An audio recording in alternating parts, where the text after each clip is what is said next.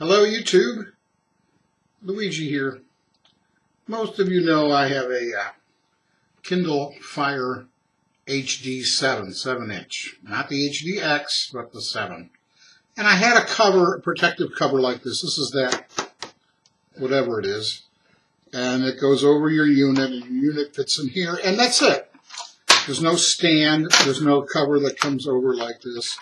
And some people think the need for this, whatever it is, protective membrane is important because, I don't know, I mean, the glass that comes with this stuff is indestructible tempered glass. I don't really see the need for this. I'll tell you what I've noticed with this. It does make selecting, even with a conductive stylus, which I like to use, by the way, keeps fingerprints off your glass, has a smaller footprint than, say, one of my big meat hook fingers, makes accurate selecting far easier. I really recommend these. Get your fingers out of the way, guys. Anyway, I don't think these are necessary at all. What I've noticed is it takes a little more pressure on the selection push than without it. I mean, it works, but it's just not as sensitive as it once was. So I'm in Arizona, and I saw my brother had this. This is called the Poetic. They're on the Poetic. Turn it this way. They're on the Amazon site.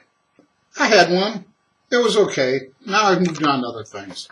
I'm down in Arizona. My brother has the same Kindle I do, except his is an HDX.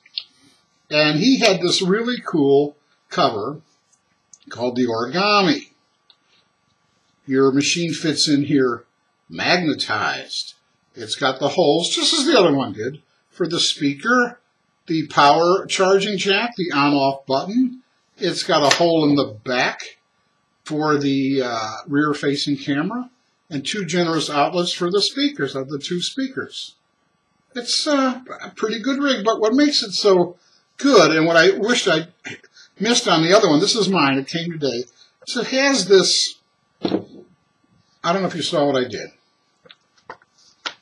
I opened this up, and I pinched these two together and folded back. And that allows me a portrait stand. It allows me a landscape stand. There's also another position in the landscape stand. This one's a little more vertical. This folds up this way, not the origami way. And this is magnetized, so when you fold it shut, it doesn't touch the screen. It locks onto the perimeter. When you fold it shut, it automatically puts your device into sleep mode. So you're into power conservation. This is that smooth, really soft, rubbery kind of stuff.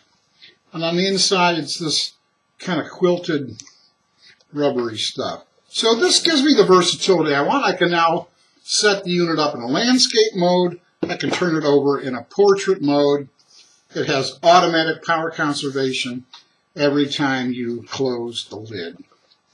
Now, I recently helped somebody assemble a large, brand new, large computer, all the components.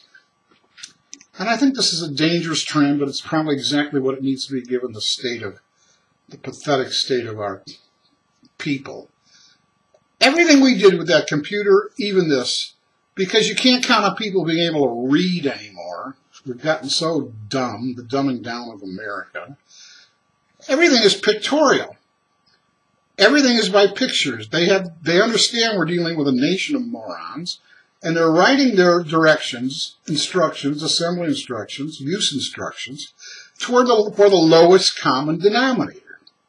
You know, like plug it into the wall. Oh, I have to plug it in first. I didn't know that. Jeez. So this is it. It's graphic. You don't have to be able to read. Being able to think a little bit does help, if there's still some of that left out there.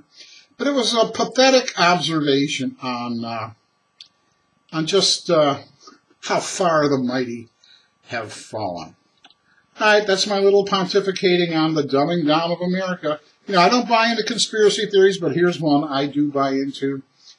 And there's a deliberate dumbing down of people because it makes them more easily controllable and exploited by the 1%, the billionaires, the government.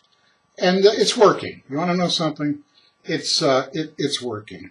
I also heard this, that computers, computer games, computer software are also limiting free will. You think you're making choices, but you're making narrow choices within the realm of what a software designer wants you to do. You can't do what you want to do.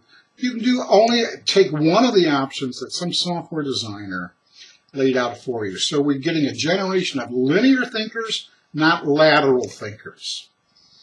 It's a frightening thing. You know, no one knows how to speak anymore. Vocabulary is impoverished. Grammar isn't even understood anymore, and usage is terrible. Spelling is totally lost ever since this internet texting short speed crap. So, okay, that's my cover, and that's my rant. All right, everybody. God bless you. Oh, good. See how I just woke up? Have a good Christmas, which is tomorrow. God bless you all. Bye-bye.